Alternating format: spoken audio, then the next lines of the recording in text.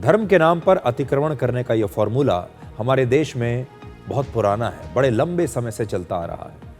आपको याद होगा, उत्तराखंड सरकार ने वर्ष 2021 में एक सर्वे करवाया था और उस सर्वे में 1400 से ज़्यादा ऐसे गैर कानूनी धार्मिक स्थल मिले जिन्हें अतिक्रमण करके बनाया गया था, सरकारी ज़मीन पर कब्जा करके बनाया गया था। फिर सितंबर 2025 तक इनमें से 500 से ज़्यादा धार्मिक स्थलों का अतिक्रमण हटा दिया गया।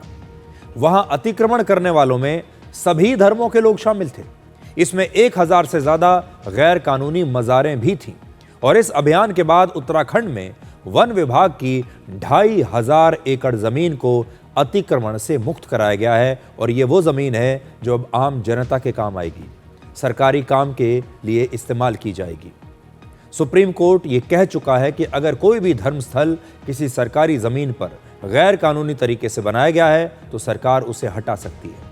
लेकिन हमारे देश में किसी भी अवैध धर्मस्थल को तोड़ने की कोशिश करते ही एक विवाद शुरू हो जाता है।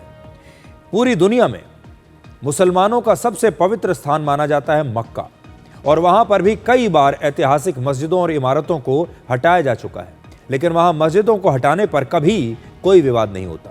लेकिन हमारे देश में होता है। सबसे बड़ा सवाल है कि धर्म बड़ा है या कानून। चोमू में अतिक्रमण करके बनाई गई अवैध मस्जिद को कानून के मुताबिक ही हटाया गया है। वहां किसी धर्म का अपमान नहीं किया गया, सिर्फ सरकारी जमीन को खाली करवाया गया है। लेकिन अब कुछ नेता और कुछ राजनीतिक दल इस मस्जिद को बचाने के नाम पर राजनीति शुरू कर देंगे।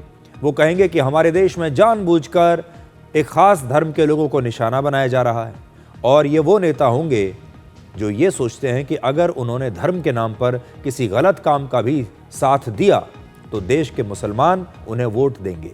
यानी इस मुद्दे पर वोट बैंक की राजनीति शुरू हो जाती है।